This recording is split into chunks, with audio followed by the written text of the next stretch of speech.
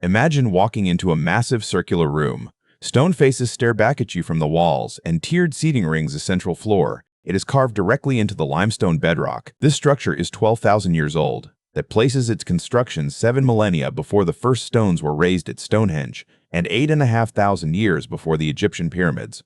You are looking at Karahantepe, an ongoing excavation in southeastern Turkey that is quickly becoming the new epicenter of ancient human history. The people who built this highly organized communal space did so at a time when humans were supposedly incapable of coordinated architecture. Its existence breaks the chronological sequence of civilization taught in every classroom. This diagram shows the standard model of civilization. It outlines a linear progression. Humans lived as nomadic hunter-gatherers, eventually discovered how to farm, settled into permanent towns, and finally built large monuments and temples. The logic relies on a strict bottleneck. Agriculture provides a food surplus. Without that surplus, a society cannot free up its population from hunting and gathering to specialize in the complex labor required for massive construction projects.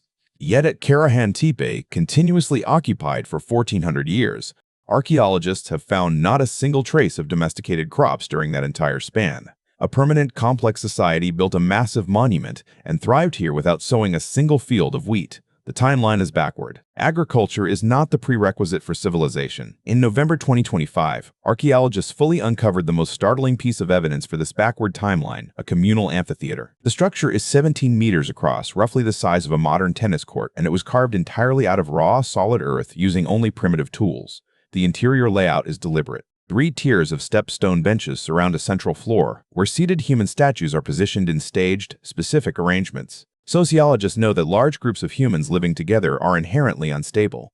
When nomadic bands aggregate into permanent communities, they require mechanisms to maintain order and prevent social collapse.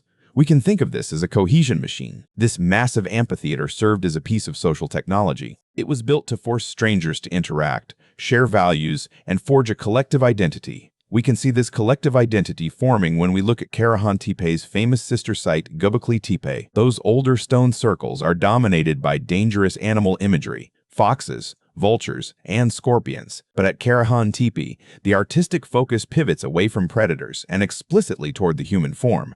The site contains a massive 2.45-meter seated male statue, the largest from the Neolithic period, and distinct human faces carved directly into the amphitheater walls, watching the central floor. This intense focus on human gathering leads archaeologists to the reversed causality principle. The sheer density of people coming together for these massive communal rituals created an immediate, desperate need to feed a large crowd. Humanity did not invent farming because they were hungry nomads trying to survive. They domesticated wheat to support their intense, pre-existing desire to gather together, build communal spaces, and tell stories. The structure's pristine condition is due to a baffling archaeological fact. Karahantepe was not destroyed by natural disasters, nor was it abandoned to the elements. Its ancient inhabitants spent massive amounts of coordinated labor to methodically fill in and deliberately bury the entire complex under tons of dirt and rubble. Archaeologists debate the reasoning behind this intentional erasure. It may have been the ritual sealing of a highly sacred space or a deliberate cultural reset performed by a changing society.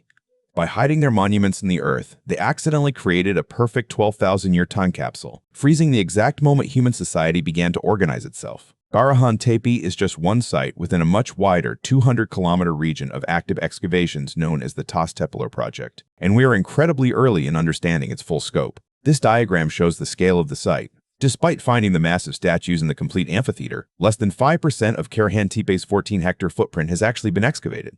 Recent discoveries of precise winter solstice alignments and early bread-making tools in the upper layers offer hints of an incredibly complex society still waiting beneath the dirt. If a tiny fraction of this site provides evidence to rewrite the timeline of human history, the massive, unexcavated majority holds the power to completely reshape our understanding of who we are.